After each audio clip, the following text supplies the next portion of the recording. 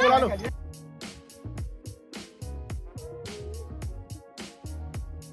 बहुत बढ़िया। हमारे बीच प्रधान जी है, मैं चाहूंगा कि 30 साल से प्रधान जी का स्वागत करें।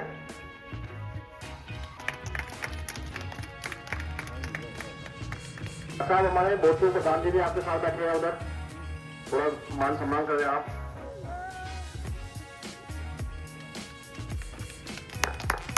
बहुत बहुत धन्यवाद प्रधान जी का। आज के इस पंडित दीनदयाल उपाध्याय पशु चिकित्सा शिविर में आप सभी लोगों का हार्दिक स्वागत है। मैं आप सभी लोगों का हार्दिक अभिनंदन करता हूं। आपने देखा होगा कि हम जो पशु पालते हैं, पशुओं के लिए क्या उचित रखरखाव होना चाहिए, क्या उसकी देखभाल होनी चाहिए, ये प्रॉपर हम लोग नहीं करते हैं। इसकी वजह से जो हमें लाभ मिलना चाहिए पशुओं से संबंधित वो नहीं मिल पाता है। जैसे कि पशुओं को कीड़ों की दवाई देना हर 3 महीने में देनी चाहिए।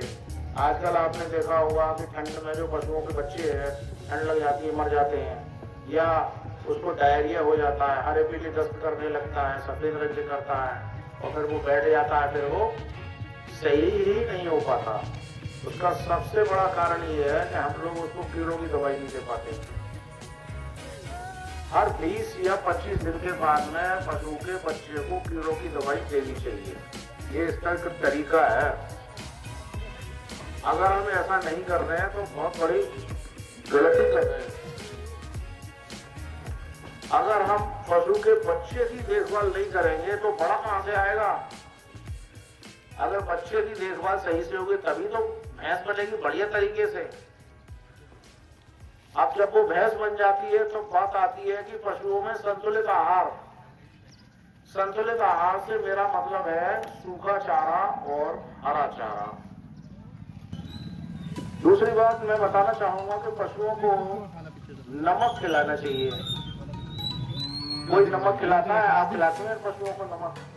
रोज कितना खिलाती है एक दिन में? 50 ग्राम नमक एक पशु को डेली खिलाना चाहिए, बड़े पशु को। अगर हम ऐसा करते हैं तो पशु पानी अच्छा पिएगा, और पानी अगर अच्छा पिएगा तो उसके शरीर की सारी क्रियाएं अच्छी तरह से कार्य करेंगी और वो अच्छा दुग्ध उत्पादन देगा। लेकिन लोग ये ज्यादातर ये सोचते हैं कि नमक से हमारा पशु छेड़ जाएगा। साहब, अगर हमें डायरिया हो जाता है तो हम नमक और चीनी का घोल पीते हैं नहीं पीते हैं, या उससे हमें दस्त हो जाता है? ऐसा नहीं है। हम तो नमक खा लेते हैं लेकिन उसको बंद कर देने से साहब ठंड में नमक बंद देना छेड़ जाएगा। तो मैं कहना चाहूंगा कि 50 ग्राम नमक डेली बड़े पशु को देना चाहिए। हर 3 महीने पर कीड़ों की दवाई देना चाहिए। अगर हम ऐसा कर रहे हैं तो बहुत बढ़िया कर रहे हैं। आपके 80% बीमारियां यहीं पे खत्म हो गई। अब बात आती है कि पशु को जहां बोला हुआ है उसकी हम देखभाल कैसे करेंगे। जहां पशु का बाड़ा है या जहां पशु बंधा हुआ है वहां तमाम तरह की गंदगी रहती है। उस पर जो है समय समय पर हमें चूने का पाउडर बुरकना चाहिए। ऐसा क्यों? कि उससे वो जर्म्स है, कीटाणु है, वो खत्म हो जाएंगे। अगर जर्म्स या कीड़े पशु के ऊपर काटेंगे या थनों पर लगेंगे तो उसको परेशानी होगी। अगर उसको परेशानी होगी तो वो अच्छा दूध उत्पादन नहीं करेगा। एक हेल्दी पशु के लिए हेल्दी वातावरण भी जरूरी है। ऐसा नहीं है कि हम उसको खिलाए जा रहे हैं और खड़ा हुआ है मच्छरों में तो वो बेकार है। इसलिए उसका रखरखाव पशु का सबसे पहले बेस है हर चीज का। उसकी साफ सफाई होनी चाहिए। अगर हम ऐसा करते हैं तो आपने देखा होगा पशुओं पर चिचड़ी की समस्या बहुत आती है, चाहे वो छोटे लवारे हो चाहे बड़े हो। चिचड़ी तो आप समझ रहे होंगे, पशु का खून पीते रहते हैं और पशुओं में तमाम तरह की बीमारियां जैसे लाल पेशाब का आना, है ना, पशु चारा नहीं खाएगा, दस्त हो जाएगा, टेम्परेचर बढ़ जाएगा, दूध भी नहीं देगा धीरे धीरे करके, और एक बहुत बड़ा नुकसान हो जाएगा, जिसकी वजह से हमारे पशुपालकों का बहुत बड़ा नुकसान होता है। तो अगर हम समय पर ये चीजें कर रहे हैं तो बहुत बढ़िया कर रहे हैं। आपने देखा होगा कि पशुओं में एक बीमारी बहुत ज्यादा होती है जिसका नाम है थनैला। थनैला रोग के लिए हम खुद ही जिम्मेदार हैं। वो कैसे कि हम जब थन से दूध निकालते हैं, दूध निकालकर थनों को अच्छी तरह से धोते नहीं है, और पशु का जो फर्श है उसको अच्छी तरह से साफ नहीं करते। जब हम पशु का दूध निकालते हैं तो उसका थन का जो कोण है, जो छिद्र है, वो आधे घंटे तक या 20 मिनट तक खुला रहता है। दूध निकालने के बाद में पशु थक जाता है और वो बैठता है। अगर पशु फर्श गंदा है तो वो थन का जो छिद्र खुला है वहां से गंदगी या कीटाणु अंदर चली जाएगी और वो थनैला रोग का कारण बन जाएगा। इसलिए साफ सफाई सबसे पहले। दूसरे, जब हम दूध निकालते हैं तो अपने हाथों को भी साफ धोने चाहिए। हमने भैंस की चेन को पकड़ा और भैंस को वहां बांध दिया और ऐसे पानी से हाथ धो लिया। इस हाथ में तमाम तरह के कीटाणु है। अगर हम इसको साबुन से नहीं धो रहे हैं और ऐसे ही निकाल रहे हैं तो ये भी थनैला रोग का बहुत बड़ा कारण है।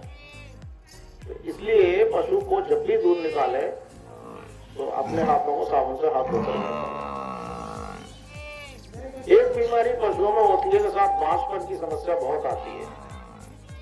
बांझपन की समस्या के लिए बहुत सी चीजें जिम्मेदार हैं। जैसे अगर हम कीड़ों की दवाई टाइम से नहीं दे रहे, हरा चारा नहीं दे रहे, या नमक नहीं खिला रहे हैं, है ना, उसका संतुलित आहार डिस्टर्ब है, उसका राशन कम दे रहे हैं, या उसका दाना कम चल रहा है, ये सारी चीजें बांझपन रोग के लिए जिम्मेदार है। एक और बांझपन का बहुत बड़ा कारण है, आदमी भैंस को लेकर आता है, साहब इसमें सीमेंट डाल दो। हम पूछते हैं पानी कब डाला इसने, जैसा अभी 2 घंटे पहले डाला है। उसको यही नहीं पता है कि पानी डालने के कितनी देर में सीमेंट डालना डलवाना चाहिए। ऐसे बहुत से लोग हैं जो नहीं जानते हैं। बहुत से ऐसे होते हैं कि उसकी हीट निकल गई उसके बाद लाते हैं तो वो नहीं रुकेगा।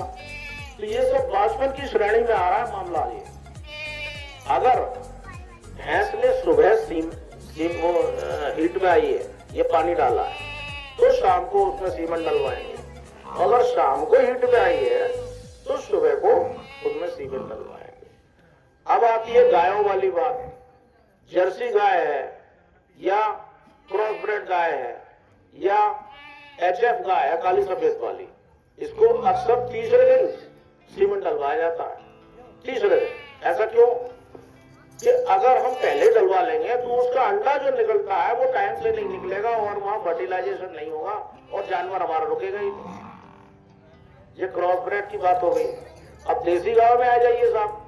देसी गांव में और भैंस में एक ही बात है, आज आया तो कल करा लो या शाम को करा लो, उसमें वही फार्मूला काम करेगा। तो ये कुछ बांझपन के बहुत बड़े कारण है, इसका हमें जानकारी नहीं है। इन शिविर के माध्यम से, शिविर लगाने का मतलब क्या है कि इन शिविरों से लोगों को जानकारी मिलती है बहुत सी चीजों की। क्योंकि पशुपालक खेती में लगा है, अपने काम धंधे में लगा हुआ है, अस्पताल तक या सेंटर तक आ नहीं पाता, तो इन शिविरों के माध्यम से पशुपालकों को इन चीजों की जानकारी, मेन उद्देश्य जानकारी। अगर यहाँ और ज्यादा लोग होते हैं तो कितना बढ़िया रहता, क्यों प्रधान जी, है ना, है ना। जिस समय इस तरह के आयोजन होते हैं तो इन आयोजनों का मतलब यही है कि जानकारी, है ना। बाकी आपकी कोई समस्या हो तो हमें बता सकते हैं।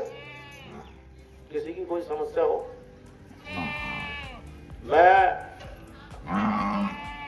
कुछ योजना है पशुपालक की, पशुपालन विभाग की, जैसे बकरी पालन है, मुर्गी पालन है, सूकर पालन है, इस तरह की योजना चल रही है हमारे यहाँ। अगर कोई बकरी पालन का इच्छुक है तो 100 बकरियों के लिए 20 लाख की स्कीम में 50% की छूट है उस पर। ऐसे सूकर पालन में भी 60 लाख की स्कीम है, 50% की छूट है। बहुत बढ़िया स्कीम है साहब।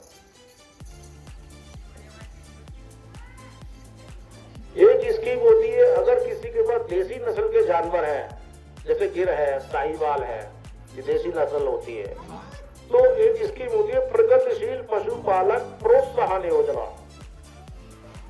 इसमें अगर आपका देसी नस्ल की गाय 1.5 महीने की ब्याई हुई हो और 10 लीटर से 15 लीटर के बीच में 10 लीटर से ऊपर दूध दे, तो उसको 10 या 15 हजार इनाम मिलता है उसके लीटर दूध के हिसाब से। ये स्कीम चल रही है, बहुत बढ़िया स्कीम है। ये स्कीम देसी नस्ल को बढ़ावा देने के लिए स्कीम है। एक स्कीम है कि साहब मिनी नंदनी गायों से संबंधित स्कीम है। ये जो है 10 गायों की स्कीम है, 23.5 लाख रुपए की। इसमें भी 50% की छूट है, बहुत बढ़िया स्कीम है। गाय आपको जो देसी नस्ल की पालेंगे, बाहर के स्टेट से लाएंगे, उनका बीमा होता है। ऐसे ही एक और अगर ज्यादा गाय पालना चाह रहे हैं तो 25 गायों की स्कीम है, 62.5 लाख की स्कीम है, उसमें भी 50% की सब्सिडी है, उसमें भी देसी जानवर पाले जाते हैं। 1 एकड़ की जमीन होनी चाहिए, उसमें बाहर से जानवर लाए जाते हैं, बीमा होता है, सारी चीजें होती हैं, बहुत अच्छी स्कीम है। किसी कोई समस्या हो तो बताइए आप लोग। हाँ बताइए। जैसे हमारे पशु एक गाय हैगी, तो उसके ना उसके 2 थनों में मतलब एक मवाद आती है, एक थन में अजय, तो दवाई भी चल रही है, चाय मंगाओ। पर उसका जो है मवाद ही आओ जाता उसको यहाँ ला सकते हो आप? नहीं, हाँ नहीं है, वो दूर है। अच्छा अच्छा अच्छा। तो वो दवाई भी चल रही है, पर अभी तक ऐसी है वो। एक थन में मवाद आ रहा है, हाँ, थन अल्लाह बताया था डॉक्टर साहब ने, बाकी थन में दूध आ रहा है, साफ आ रहा है। बाकी में दूध आता है। तो यहाँ दवाई मिल जाएगी आपको काउंटर पर। देखिए ऐसा है, हमारा काउंटर लगा हुआ है बाहर, आपको दवाई का कोई शुल्क नहीं है, फ्री में दवाई मिलेगी। चाहे वो कीड़ों की दवाई है, पशु चारा नहीं खा रहा है उसकी दवाई है, या बांझपन से संबंधित दवाइयां हैं, या किसी पशु को बुखार आ रहा है, या किसी को दस्त हो रहा है, या कोई कलीले हो रहे हैं, चिचड़े हो रहे हैं, या खुजली हो रही है, मतलब किसी भी तरह की बीमारी हो, उन सबकी दवाइयां हमारे यहाँ बाहर उपलब्ध हैं, कोई भी ले सकता है, दवाइयों का कोई शुल्क नहीं है। अभी डॉक्टर साहब ने आपको इतनी अच्छी अच्छी जानकारी दी। पशुपालन कृषि करते करते एक इतना अच्छा माध्यम है, अगर कोई चाहे अपनी जीविका सुधारने के लिए, अपना घर का वातावरण सुधारने के लिए, तो पशुपालन का एक अभिन्न रोल है इसमें। सबसे जरूरी पशु का मैनेजमेंट है, प्रबंधन है। रोग होना, रोग का इलाज करवाना वो नहीं है। सबसे बढ़िया है कि आप रोग होने ना दें। जैसे डॉक्टर साहब ने बताया था कि कीड़ों की दवाई हर 3 महीने देनी चाहिए। गांव में कुछ भ्रांतियां भी होती हैं, लोग बात सोचते हैं जी मेरी गाय तो ज्ञापन है, मैं तो कीड़ों दवाई देने का नहीं, मेरी भैंस ज्ञापन है, मैं तो देने का नहीं। ऐसा नहीं होता। वो केवल इतना है कि वो आपको अपने नजदीकी जो पशु चिकित्सालय है वहां से संपर्क करके पूछ लें कि डॉक्टर साहब मेरी ऐसे ऐसे मेरी गाय ज्ञापन है, मेरी एक भैंस इतने टाइम की ज्ञापन है, कौन सी दवाई मैं दूं। ज्ञापन पशु को अपेक्षाकृत और ज्यादा जरूरत है। जो बच्चा आता है पशु का, वो माँ के पेट से ही कीड़े लेकर आता है। यदि उसकी माँ के पेट में कीड़े हैं तो उसके बच्चे में भी कीड़े अवश्य होंगे। आपको अगर थोड़ी इन बातों का ध्यान कर लें, सबसे जरूरी होगी कीड़ों की दवाई। एक होता है मिनरल मिक्सचर, अभी हम आपको वितरित कराएंगे देंगे। उसका रोल क्या है मिनरल मिक्सचर का? लोग बाग सोचते हैं, जैसे हम लोग फील्ड में जाते हैं तो हम लिखते हैं वो दवाई मानता है, दवाई नहीं है। वो जो जमीन से चारे से उसे मिलना चाहिए था, जमीन में जो पोषक तत्व थे, कॉपर, जिंक, कोबाल्ट इत्यादि, वो चूंकि हमने जमीन का इतना दोहन कर दिया, इतने फर्टिलाइजर डाल दिए कि वो हमने खत्म कर दिए। अब वो चारे के रूप में उसे पशु को नहीं मिल पाते। जब चारे से नहीं मिलने के तो वो बाहर से आपको देने पड़ेंगे, मजबूरी हो गई। मिनरल मिक्सचर का मतलब है बहुत सारे मिनरल्स का एक मिक्सचर।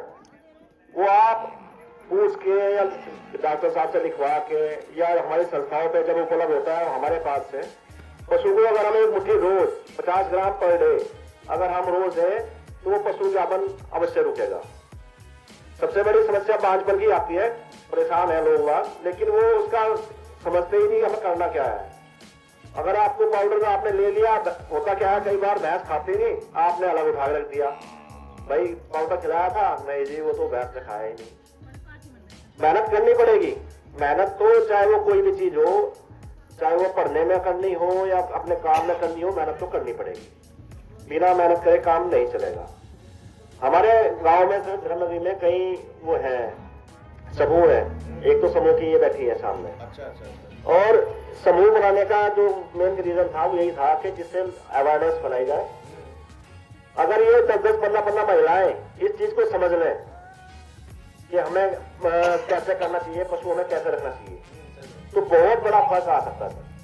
लेकिन है क्या, जैसे आज हम लोगों ने यहाँ कैंप लगाया, आज भी उस जितनी हम सोच रहे थे उस तरह से लोग यहाँ नहीं आए, जबकि गांव में भी अनाउंसमेंट कराया गया।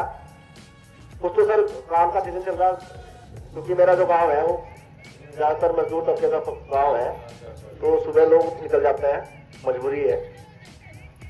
अगर ये 10-15 महिलाएं भी बैठ के इस बात को या हमें बुला लें, कभी मीटिंग कर लें, हम तैयार हैं उसके लिए, जिससे कि किसानों का पशुपालन का भला हो सके। अब किसी कोई समस्या हो बताओ भाई, क्या शुरू करो सर? तो सर ये बोलते हैं ये कि इनके गाय है, उसको ना जैसे दो ब्याने के टाइम पाते थे उसका मतलब अच्छा अच्छा अच्छा। वो भी कमी जो है वो ये खिलाने पिलाने की वजह से होता। क्या है, प्रोलैप्स की बात चली सर, जो पशु पीछे दिखाता है या हमारे यहाँ क्या बोल रहे थे, फुल्ली उतरना, तो उसका कारण भी है कि इसमें कैल्शियम का बहुत बड़ा रोल है। कैल्शियम की डेफिशिएंसी की कमी की वजह से पशु ऐसा दिखाता है। हमने जब वो ज्ञापन थी, जब तो उसे कुछ खिलाया पिलाया नहीं, और जब भी आने का टाइम आया तो वो करेगी बेचारी। उसका तरीका यही है कि उसका खाना पीना सही हो। हर चीज में एक जगह आकर रुकती है कि सबसे जरूरी है उसका खाना पीना। अगर हम इस पे ध्यान नहीं देंगे, टाइम पे कीड़ों की दवाई, टाइम पे जो अगर उसे ज्ञापन है तो कैल्शियम की जरूरत है, कैल्शियम पिलवाते हैं हम उसे, तो ये समस्या ही ना आती। अब होगी है तो उसे इलाज तो करना ही पड़ेगा, तो उसके लिए दवाई देंगे आपको बस यहीं से। नहीं, इनकी प्रोलैप्स की समस्या हमारी कटिया वो छेड़ रही। ये तो नॉर्मल बीमारी है, दर्द लगना, छेड़ना। अगर आप टाइम पे उसका ध्यान रखें तो वो भी ना होती। ठंड का, हाँ एक बात मैं कहना भूल गया भाई, इस टाइम ठंड का मौसम है। जैसे आपने अपने लिए लिहाफ निकाल लिए होंगे, लिहाफ नहीं निकालने हो कंबल में सो रहे होंगे रात को, ऐसे ही पशुओं के लिए भी जो आपका कमरा है उसे कृपया करके अपने को बंद कर लें अच्छी तरह से। छोटे से जो आले हो ना, उनमें भी इतनी ठंडी हवा लगे। कभी आप बस में जाओ ठंड के टाइम में, तो बस की खिड़की बंद करने के बाद बीच में थोड़ी सी जगह रह जाए सर, उसमें को भी ऐसी हवा आवे जैसे एसी चल रहा हो। तो थोड़ा सा आप ठंड से बचाने के लिए सुबह थोड़ा पशुओं को टाइम थोड़ा देर बाद निकाल लो, ठंड में मत निकालो बाहर। उसका अंदर का जो उसका कमरा है वो नीचे थोड़े आप जगह दे दो अच्छी सी। शाम को दूध में फर्क देख लेना आप उसके, जितना आप उसे आराम दोगे, जितना उसे अच्छा आप खिलाओगे, वो बिल्कुल कमी नहीं छोड़ने का, वो भी आपके लिए उतना अच्छा ही करेगा। सबसे जरूरी है कि हम जो भी काम करें उस पर पूरे तन मन से करें।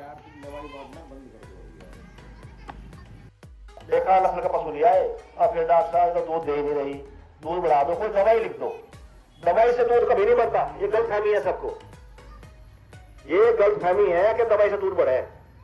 दवाई तो एक सहायता करने वाली हो। अगर आप उसे अच्छा दाना खिलाओ, चना खिलाओ, चोकर खिलाओ, खल खिलाओ, ये चीजें मिला खिलाओगे, दवाई की जरूरत पड़ने की नहीं आपको। उसमें दवाई की जरूरत है वहाँ है क्या? हमारे यहाँ चोकर खिला दिया, चोकर खिलाओ जी, खल डाल दें थोड़ी बहुत, कभी कभी खल डाल दें। चोकर में कुछ नहीं रखा, चोकर तो खाली ये है कि चोकर आपने डाल दिया, पशु ने खा लिया, पशु उससे थोड़ा चारा अच्छा खा ले बस। बाकी चोकर में कोई ऐसी चीज नहीं है कि वो दूध बढ़ा देगी आपका। जो हरियाणा पंजाब के किसान है वो गेहूं, जौ, चना, कई चीजें मिला के खिलाते हैं वो लोग। उन्होंने अपने घरों में चक्की तक लगा रखी, अपने आप इससे अपना आप डाल रहे हैं। हम खाली रख के पड़े यहाँ, अब दूध तो दे नहीं रही। मैं चोकर बहुत खिला रहे थे, हम चोकर तो बहुत ज्यादा खिलाया जा मेरे एरिया में, लेकिन बाकी कुछ चीज नहीं जानते हम। जिसे हर चीज, अगर आप एक संतुलित आहार की बात कर रहे थे डॉक्टर साहब, संतुलित आहार का मतलब है कि जैसे हम अपने घर में कभी दाल बनेगी, कभी सब्जी बनेगी, आज पालक का जी कर रहा पालक बनेगा। इसका कारण पता क्या है? खाली स्वाद की बात नहीं है। आपको दाल से कुछ और मिला, आपको पालक से कुछ और मिला, आपको सब्जी से कुछ और मिला। धीरे करते करते जो आपके शरीर की जरूरत की चीजें थी वो आपको मिल गई। पशु तो आपके ऊपर निर्भर करता है, पशु तो आपके पास बना हुआ है, जो आप डालोगे वो खाएगा बेचारा। सूखा डाल दो सूखा खा लेगा, गीला डाल दो गीला खा लेगा। अगर हमें पशु से कुछ लेना है, अब चाहते हैं पशु हमें दे, वो बहुत कुछ देता है आपको। वो आपको हर साल अगर आप चाहो एक बच्चा देगा, जिससे आपके यहाँ पशुओं की बढ़ोतरी होगी। वो आपको अच्छा दूध देगा। अगर उसकी कैपेसिटी 10 लीटर दूध की थी और आप खिला नहीं रहे हो तो 5-6 लीटर दूध देगा। खिला के देखो, मैं शर्त लगाऊं इस बात की, मेरे साथ आप आ जाओ किसी बात में भी। भाई अरुण बैठे यहाँ, गाय है, इतना ध्यान रखे है दोनों मियाँ भी, इतना अच्छा दूध है हर बार। और जब भी बच्चा होगा, जब भी हरी कराएगा तब भी बताओ डॉक्टर साहब ये वाला नहीं, मुझे वो वाला सीमन चाहिए। क्यों है ऐसा? क्यों और भी नहीं कर रहा है इस काम को, और क्यों नहीं कर रहे? ध्यान ही नहीं इस चीज पे। हम लोग पूछते ही नहीं कभी कोई सवाल। खाली बीमारी, अब ये चिचड़ी हो रही। अरे भैया चिचड़ी हो क्यों रही, इसका कारण तो ढूंढो। घर में साफ सफाई आप रखते नहीं, इंजेक्शन लगवा लो या कीड़ों की दवाई लगवा लो। जब तक आप उसका परमानेंट इलाज नहीं करने के, तब तक नहीं बात बनने की। इन चीजों पे हमें गंभीरता से सोचना पड़ेगा। मैं डॉक्टर साहब के साथ में पूरा, हमारे पास मोहम्मदपुर देवमा ब्लॉक है, अभी पीछे कैंप लगाया बरूकी में। बहुत किसान ऐसे हैं जो जागरूक हैं, जिन्हें नॉलेज है, और बहुत ऐसे हैं जिन्हें कुछ भी नहीं पता। भाई हमारे यहाँ मेरे गांव में औरतें सुबह निकले ठंड में, मैं खुद देखूं, ठंड में जाती हैं, चारा लेके आ रहे हैं, सुबह शाम तक मेहनत कर रहे हैं, लेकिन आउटपुट क्या आ रहा है, मिल क्या रहा है वो तो देखो। सूखे सूखे से लवारे खड़े, दूध देना नहीं, सब दूध दे रहे हैं तो वो थन दे रहे हैं, जब जो सबसे छोटा हो। डॉक्टर साहब एक थन दे रहे हैं हमको, अब ये कौन सा रहा जिसमें दूध है ही नहीं, वो वाला थन उसे दे रहे हो। हम सबसे पहले ही उस पशु के साथ वो गड़बड़ करना शुरू करते हैं, फिर वो बड़ा होगा वो आपके साथ गड़बड़ करेगा। जानकारी देने के लिए मैं, मेरे पास जैसे आज हम बैठे यहाँ, हम सुबह से लगे हुए हैं। देखो पूरे गांव में कहा गया कैंप लग रहा है, जानकारी लेने के लिए कितने लोग आए थे बताओ? यार गांव में तो हर समय काम है, किस महीने में काम नहीं है जो बताओ? हम उस टाइम आ जाएंगे, चलो बताओ। वो तो काम तो है ही, काम के अलावा ये चीज भी जरूरी है कि नहीं है? भाई अगर आपको जानकारी नहीं है और पशु पाल रहे हो तो बेकार है। आपको यही नहीं पता कीड़ों की दवाई दे, बहुत से लोग ऐसे आ गए, हमने कहा हम तो कोई दवाई नहीं दी इसको, हम तो इंजेक्शन करेंगे, हम कह रहे हैं। तुमने ये देखा होगा कभी पशु का गोबर पतला हो गया, कभी आंव आ गई, कभी टाइट हो गया, कभी बदबू आ गई, ऐसा होता है। तो ऐसा क्यों हो रहा है ये सोचा नहीं? ये उसके अंदर कीड़े हैं इसलिए हो गया ऐसा। तो इसके लिए क्या करना पड़ेगा? ये पशु अस्पताल में जाना पड़ेगा। 5 रुपए की दवाई मिलेगी, बाजार में 100 रुपए की मिलेगी। तो आपको 100 रुपए ज्यादा लग रहे हैं कि 5 रुपए ज्यादा लग रहे हैं ये बताओ? नहीं, अब जैसे कैंप लगा हुआ फिर ही रखिए। मैं ये नहीं कह रहा, ये दवाई बहुत सारी रखी है, वापस जाएंगे। अब वापस जाएगी कोई फायदा नहीं रहेगा। क्या करें? ये बांटने के लिए दवाई लाए हैं, और सबसे बड़ी बात है कि इसमें कोई शुल्क नहीं है, तो फ्री में है। अस्पताल में तब भी 5 रुपए लगेंगे, या 5 रुपए भी नहीं है, तो यहाँ तो एकदम फ्री है।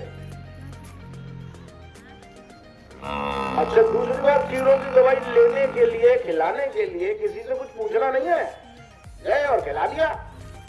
स्वस्थ है तब भी खिला दिया, नहीं है तब भी खिला दिया। उस खिलाने में क्या जा रहा है भाई? गांव में अगर पशु पालक का पशु ही सही नहीं रहे हैं तो उसका फिर पालने का फायदा क्या है? अगर भैंस 10 लीटर दूध ना दे, वो 1 या 2 लीटर दूध दे रही है, मेहनत पूरी हो रही है, तो फायदा क्या है? उसको कुछ बचेगा ही नहीं। और मेहनत पूरी लग रही है साहब, चारा है, दाना है, और जाने क्या क्या है, तो क्या फायदा है? 80% बीमारियां कीड़ों की दवाई से खत्म होती हैं। ये मैं समझना, कीड़ों की दवाइयों से कुछ नहीं होता। कुछ कीड़े तो गोबर में दिखाई देते हैं और कुछ उसके पेट में चुपके रहते हैं, चने के दाने के बराबर होते हैं, लाल रंग के। वो बाहर नहीं निकलते, वो वहीं से चूसते हैं, वो वहीं से अपना काम करते हैं, वो बाहर आएंगे ही नहीं। वो मरेंगे तब जब आप कीड़ों की दवाई खिला देंगे। इसलिए कीड़ों की दवाई पर सबसे ज्यादा जोर है। आदमी को भी खाना चाहिए, हमारे पेट में भी हो जाते हैं कीड़ों। अगर हम चारा ज्यादा खा रहे हैं, खाना ज्यादा खा रहे हैं और लग नहीं रहा है, शरीर में कंकाल हो रहा है, तो हमें भी कीड़ों की दवाई की जरूरत है। स्कूलों में बच्चों को खिलाई जाती है। बच्चों को दिया जाता है, स्कूलों में डिवर्मिंग की गोली दी जाती है, स्वास्थ्य विभाग वाले देते हैं उसको। जोड़ों की दवाई, जोड़ों की दवाई तो बहुत बढ़िया चीज है, जरूर देना चाहिए। अच्छा, आपने ये पशुओं का बीमा सुना है? हम अपनी मोटरसाइकिल का बीमा कराते हैं, खेत का बीमा कराते हैं, बीमा सुना है? पशुओं का बीमा होता है। बैठ जा। तो बैठ जा। पशुओं का भी बीमा कराना चाहिए। बताओ कैसे होता है? मैं वो बता रहा हूँ, जैसे हमारे पास एक भैंस है, ठीक, और 60,000 रुपए की भैंस है हमारे पास, उसके 400 या 500 रुपए एक साल में देने हैं बस। एक साल में उसके कान में छल्ला पड़ जाएगा, फोटो खिंच जाएगा, बीमा कंपनी को चला जाएगा और आपका पशु बीमित हो गया एक साल के लिए। इस एक साल में कुछ होता है उसको, तो जो 60,000 की कीमत है आपके खाते में वहीं से आएंगे डायरेक्ट। तो जो बढ़िया स्कीम है, खराब स्कीम है, जो बताओ। और सबसे बढ़िया जो हम ऐसी कम्युनिटी से भाई हैं उनके लिए बहुत कम पैसे में आएंगे। दूसरी बात ये है, ये जो बीमा की कंपनी ये स्कीम है, ये 75% छूट पर बता रहा हूँ पैसा ना, 400 रुपए। पैसे अगर आप बिना स्कीम के कराएंगे तो आपको लगेंगे 1500 रुपए। अगर सरकारी रूप से कराएंगे तो आपको 400 रुपए या 450 ऐसा पड़ता है बस, और एक साल के लिए छुट्टी। अगर कोई ऐसी आदमी है तो उसके लिए तो और कम देना है पैसा। तो साहब ने तो मेरे भैंस का बीमा करा। सुन लो बात पहले फिर तक।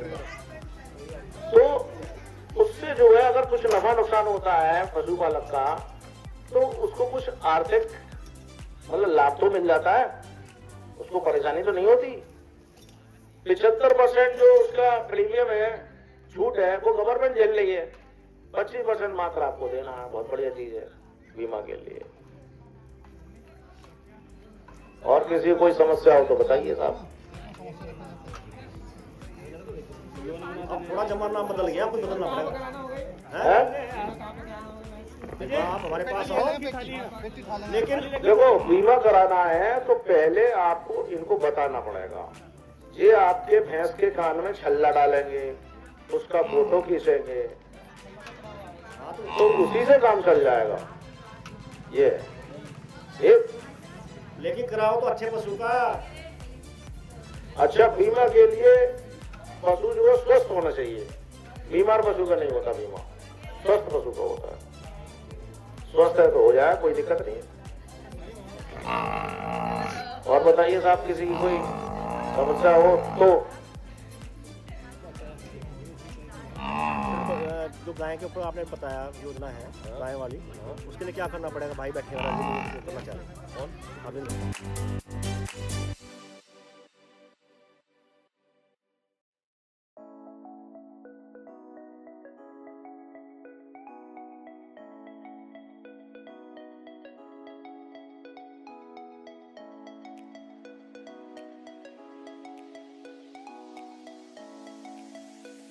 उनके नाम इसके नाम से फार्म भरा जाएगा, उसके नाम से जमीन होनी चाहिए बस। 3 एकड़ तो है तेरे में, सारी मिला के नहीं होगी। नहीं मिला कर ज्यादा है, लेकिन है तो अलग अलग कौन ना, है? अलग अलग मौजों में। वे कहेंगे हमें तो एक जगह चाहिए, मान लिया एक जगह फर्क वो। हम तो चारे तो बोल रहे हैं वहाँ। अच्छा, 4 बोने के साथ हो मान तो बन तो रही। ये जमीन जो दिखानी कल 4 बोने के लिए दिखानी, रहने का स्थान अलग। नहीं, उसमें 0.8 प्लस 0.2, 0.8 सेट 0.2 उसके लिए, ऐसे हिसाब है इसका।